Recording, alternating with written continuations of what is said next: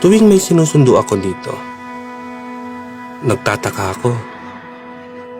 Bakit ang saya-saya nila?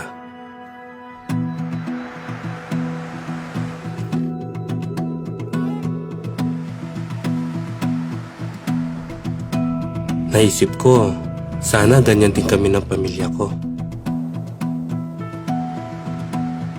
Nung bata pa sila, ako talaga nag-aalaga sa mga anak ko. Natural, tumatanda na sila. Di na sila kasing lapit sa akin, tulad nung dati. Pero kahit sobrang busy sa trabaho, binibigay ko naman lahat ng kaya ko. Sobrang bilis ng panahon. At ang bilis-bilis din nilang lumaki. Ang kinatatakot ko, isang araw, baka di na nila ako maalala.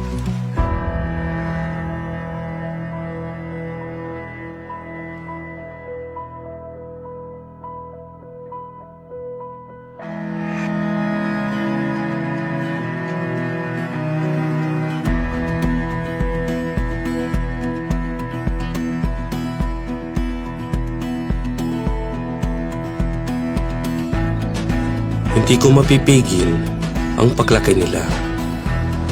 At kahit subukan kong panatilihin silang bata, hindi ko magagawa. Ang mahalaga ay ang ngayon. Namnamin ang bawat pagkakataon. Gawing makabuluhan ang bawat sandali.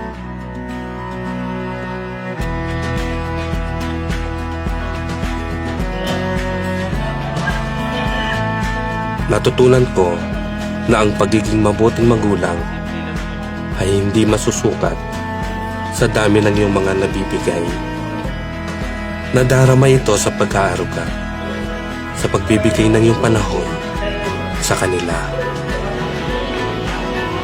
Kaya bago silang tuluyang mawala sa akin, kung meron man silang madadala sa paglaki nila, sana maalala nila na naging mabuti akong ama.